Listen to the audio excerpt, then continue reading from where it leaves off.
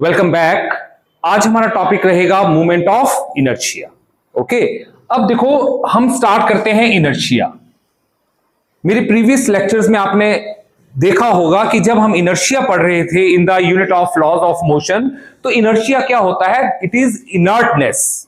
Means कि अगर जो कोई बॉडी है, if a body is in a state of rest और if it in a motion और in a linear motion, uniform linear motion, it can't change its state by itself. Means वो अपनी state को अपने आप कभी भी चेंज नहीं करेगी, चाहे वो मोशन में हो, लीनियर मोशन में ले लो या रेस्ट में है। आपको क्या करना पड़ेगा? You have to apply force. तो इस इनर्टनेस को, इस रिलक्टेंस को हम बोलते थे inertia. It is of three types: inertia of rest, inertia of motion and inertia of direction। लेकिन और एक और चीज मैंने आपको उस टाइम बताई थी कि अगर if you want to change the state of a body, if either in a motion और a rest, you have to apply force and force depends upon mass. तो इसका मतलब जो इनर्शिया है वो किसके ऊपर डिपेंड करता है? It depends upon the mass of the body. Higher the mass of the body, higher is its inertness या हायर इज इट्स इनर्शिया। तो मींस आप अभी तक इतना पढ़ चुके हैं इनर्शिया क्या होता है लीनियर मोशन में, उसको किसके ऊपर डिपेंड करता है। लेकिन अब हम जो पढ़ रहे हैं वो पढ़ रहे हैं रोटेशनल मोशन। तो अगर हम रोटेशनल मोशन में इनर्शिया को रखें तो उसको हम बोलेंगे movement of inertia and it is denoted by I. इसको किससे डिनोट करते हैं? I. Let us suppose that हमारे पास कोई बॉडी है, it is made up of large number of particles, किसी भी इरेगुलर शेप की हो सकती है। अब ये बॉडी जो है, late us suppose that this is z axis, this is x axis and this is y axis. तो ये जो बॉडी है it will rotate around z axis. ठीक है, तो अगर ये बॉडी रोटेट कर रही है तो ये चाहेगी कि ये बॉडी रोटेट करती रहे। तो इसका मतलब क्या हुआ कि a body can not change its state of rotational motion by itself. तो इसी रोटेशनल इनर्शिया को हम बोलते हैं मूवमेंट ऑफ इनर्शिया। इसको कई बार हम रोटेशनल इनर्शिया भी बोल देते हैं, रोटेशनल इनर्शिया। अंडरस्टैंड? तो रोटेशनल इनर्शिया या मूवमेंट ऑफ इनर्शिया क्या हुआ? It is the inertness of a body in the rotational motion. Means जब कोई बॉडी रोटेशनल मोशन में होती है तो वो अपने आप अपने स्टेट को चेंज नहीं कर सकती है। कैसे? रोटेशनल मोशन वाले स्टेट को। तो इसको हम बोलते हैं रोटेशनल इनर्शिया। अब आपको मैंने बताया था कि जब लीनियर मोशन होता है तो हम क्या लेते हैं? फोर्स। मतलब हमने किसको देखा था? फोर्स। कि अगर हमें किसी की स्टेट को चेंज करना है, उसको मोशन को रोकना है या रुकी हुई चीज को चलाना है, तो हमें क्या लगाना पड़ेगा? फोर्स लगाना पड़ेगा and force depends upon a mass. तो उसी प्रकार अगर कोई बॉडी रोटेशनल मोशन में है तो अगर आपने उसको एक्सेलरेट करना है, उसके मोशन को क्या करना है? एक्सेलरेट करना है, रोटेशनल एक्सेलरेशन लानी है, तो you have to apply torque. क्या आएगा यहां पे? टॉर्क। ठीक है, तो टॉर्क जो होगा वो हेल्प करेगा in order to rotate the body.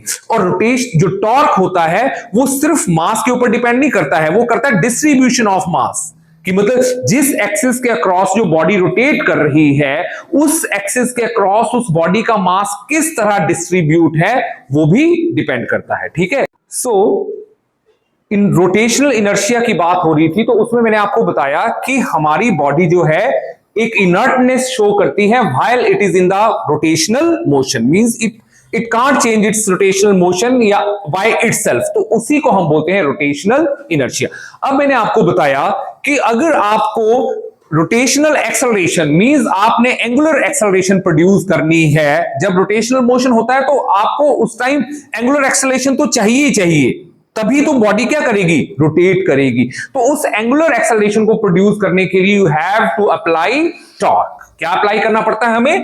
Torque. और आपको पता है जो टॉर्क है it simply doesn't depend upon mass, कि वो सिर्फ बॉडी की मास के ऊपर डिपेंड नहीं करेगा। कि लेट अस सपोज मैं बोलूं कि इस बॉडी का मास टोटल m है, वो डिपेंड करेगा डिस्ट्रीब्यूशन ऑफ इट्स मास। और distribution of its mass means कि जैसे लेट अस सपोज ये पार्टिकल 1 है, इसका मास m1 है, इसका मास m2 है, इसका मास m3 है, इसी प्रकार let us it is made up of n number of particles, तो मैं देखूंगा कि इसका जो डिस्टेंस है वो क्या है। जैसे इस सेकंड पार्टिकल का डिस्टेंस ले लिया, फिर थर्ड पार्टिकल, तो means it also depends upon the distribution of मास, कि मींस ये जो मास है वो किस प्रकार एक एक्सिस के अक्रॉस डिस्ट्रीब्यूटेड है। तो आपने याद रखना है कि जो अगर मैं सिंपल इनर्शिया की बात करूं, जो लीनियर इनर्शिया होता है, तो it only depends upon the mass, लेकिन rotational inertia is not simply depends upon the mass of the body, it depends upon the distribution of mass. ठीक है, और वो डिस्ट्रीब्यूशन किसके across? About the axis of rotation. Understand? Clear हो गया? तो दो चीजें आपको पता चल गई यहां पे कि इनर्शिया क्या होता है और रोटेशनल इनर्शिया क्या होता है। इनर्शिया किसके ऊपर डिपेंड करता है और रोटेशनल इनर्शिया किसके ऊपर डिपेंड करता है। अंडरस्टैंड? तो अब हम देखेंगे एक छोटा सा एक्सप्रेशन मैं आपको यहां डिराइव करके बताता हूं कि ये होता किसके बराबर है। मींस अगर मैं मूवमेंट ऑफ इनर्शिया को बोलूं तो उसको डिफाइन कैसे करेंगे? तो डेफिनेशन, मूवमेंट ऑफ इनर्शिया को आप शॉर्ट फॉर्म में MI भी लिख सकते हैं। ठीक है, and it is denoted bye I। तो इसके लिए हम एक कोऑर्डिनेट फ्रेम बनाते हैं और एक बॉडी लेते हैं। This is y axis, this is x axis and this is z axis. Late us suppose that ये हमने एक बॉडी ले ली इर्रेगुलर शेप की, ये इसका फर्स्ट पार्टिकल है, इसका मास m1 ले लिया और इसका डिस्टेंस ले लिया r1। इसी प्रकार this is second particle, this is third particle and this is nth particle. तो इसका डिस्टेंस r2, इसका डिस्टेंस r3 एंड इसका distance rn about the axis of rotation. तो ये बॉडी जो है अबाउट z एक्सिस रोटेट कर रही है। किस एक्सिस के क्रॉस कर रही है? z एक्सिस के क्रॉस। तो जो movement of inertia of this body is simply, अभी आप सुनना क्या बोलूंगा मैं, this is simply product of the mass and the square of their respective distances from the axis of rotation. Means किस किस का प्रोडक्ट है? मास का, और product of mass and square of the distances किस किस का? हर एक पार्टिकल का निकालेंगे और उसको क्या कर देंगे? ऐड कर देंगे। जैसे let us suppose first particle का मास क्या है? m1 और उसका डिस्टेंस क्या है? r1। तो it is the product of the mass and square of the distance. कौन से आ गया? फर्स्ट पार्टिकल का। इसी तरह सेकंड पार्टिकल m2, r2 का स्क्वायर, फिर m3, r3 का square and dash dash up to mn rn का स्क्वायर। तो हम जब इसको डेफिनेशन को लिखेंगे, आप तो डेफिनेशन को लिखेंगे moment of inertia is equal to the product of the mass and square of the distances. तो और साथ में क्या जोड़ेंगे? वर्ड को सम। तो हम लिख सकते हैं इसको, it is the sum of the product of the mass and square of their respective distances of each particle from the axis of rotation. Understand? तो हमने ये सबको ऐसे ऐड कर लिया। अब मैंने आपको बताया था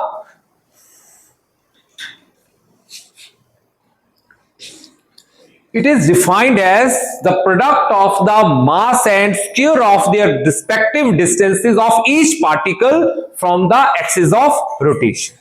तो आपने देखा होगा फर्स्ट पार्टिकल का मास और first particle distance from axis of rotation और उसका स्क्वायर। तो बेटा समेशन, मतलब जब आप इतनी लंबी टर्म को ना लिख के अगर आपने सिंगल वर्ड्स में ये डेफिनेशन लिखनी है तो आप ऐसे लिख सकते हैं इसको, summation I from 1 to n, because this body is made up of n number of particles। तो हमारे पार्टिकल कहां से स्टार्ट हुए? 1 से लेकर n तक। और है क्या? किसका सम है ये? मास और डिस्टेंस के स्क्वायर का। लेकिन यहां पे हमने I को वेरी करना है तो साथ में क्या लगाना पड़ेगा? I।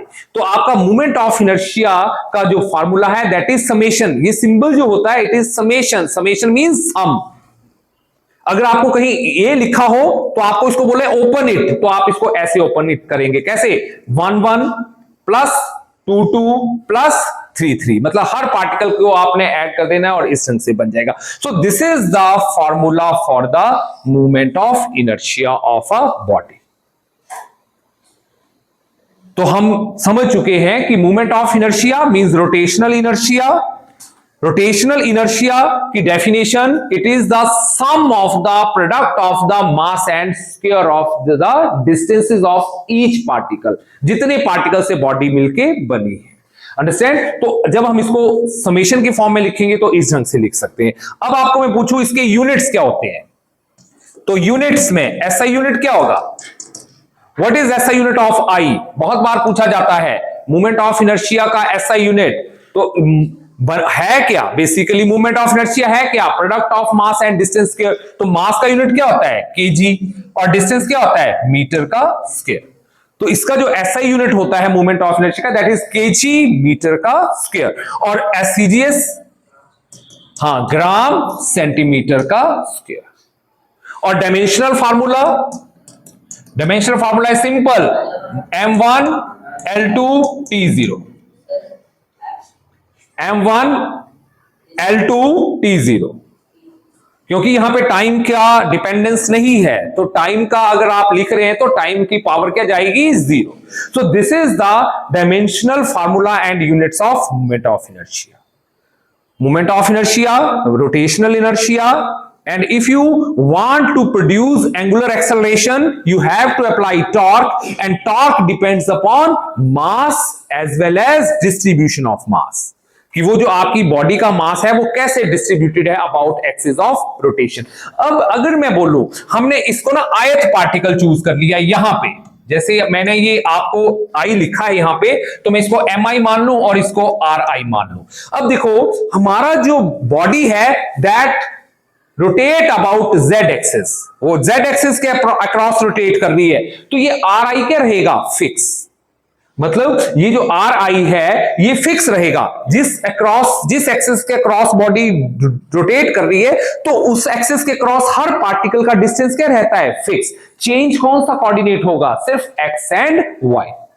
कौन कौन से कोऑर्डिनेट चेंज होंगे? एक्स एंड वाई, क्योंकि जो बॉडी जिस एक्सिस के क्रॉस रोटेट करती है उससे हर पार्टिकल का डिस्टेंस हमेशा क्या रहता है? बराबर। चाहे आप करके देख लो, ये आपका बॉडी है और ये z एक्सिस है, मैं इस बॉडी को ऐसे घुमा रहा हूं इसके आसपास, तो देखो जिस पार्टिकल का डिस्टेंस जो भी है वो क्या रहेगा? सेम। बदल क्या रहा है? एक x डिस्टेंस बदल रहा है, एक कौन सा डिस्टेंस बदल रहा है? y। तो इसका मतलब अगर मैं कोई इस पार्टिकल ri ले लूं, ये mi पार्टिकल ले लिया और इसके जो कोऑर्डिनेट ले लूं xi और yi, मतलब ये जो पार्टिकल मैंने लिया, मैं एक द्वारा इसको अच्छे से शो कर देता हूं एक बार फिर से, हमारा ये कोऑर्डिनेट है y और ये एक्सिस है x और ये एक्सिस है z। हमारे पास जो बॉडी थी that will made up of n number of particles, मैंने ये आयत पार्टिकल ले लिया। कौन सा पार्टिकल लिया? आयत। तो ये मास क्या मान लिया? mi, और ये जो डिस्टेंस है ये क्या मान लिया मैंने? ri। ठीक है, लेकिन अगर मैं इन टर्म्स ऑफ कोऑर्डिनेट लिखूं तो मेरा इस mi पार्टिकल का कोऑर्डिनेट क्या होगा? xi और yi। मैंने यहां zi क्यों नहीं लिखा? Because zi always remains constant. ठीक है, तो मैं इस ri को कैसे लिख सकता हूं? मैं ri को लिख सकता हूं ri square equals to xi का स्क्वायर प्लस yi का स्क्वायर। ये हम पहले पढ़ चुके हैं जब हमने रेक्टेंगुलर कंपोनेंट्स पढ़े थे। तो अब मैं बोलूं अगर आप मूवमेंट ऑफ इनर्शिया को लिखना है in terms of x and y coordinates, तो कैसे लिख सकते हैं? Summation i from 1 to n mi, और ri की स्क्वायर की जगह क्या लिख देंगे? xi का स्क्वायर प्लस yi का। तो ये फार्मूला भी आपको याद रखना है। वो तो सिंपल एक डिस्टेंस की टर्म में था, लेकिन अगर कोऑर्डिनेट की टर्म्स में आप लिखें किसी मूवमेंट ऑफ इनर्शिया के फार्मूले को तो इस ढंग से लिखना पड़ेगा। अंडरस्टैंड? तो ये formula xi yi, x and yi are the coordinates of mass mi, यहां पे zi कोऑर्डिनेट है, इट ऑलवेज रिमेन कांस्टेंट, तो वो वेरी नहीं होता है, तो इसलिए हम उसको यहां पे नहीं लिखेंगे। Understand? So this is all about movement of inertia, या उसको हम बोल सकते हैं rotational inertia. Subscribe and share for more amazing physics content, and press the bell icon to never miss an update. Subscribe and press the bell icon for more from Pahati Physics Guru.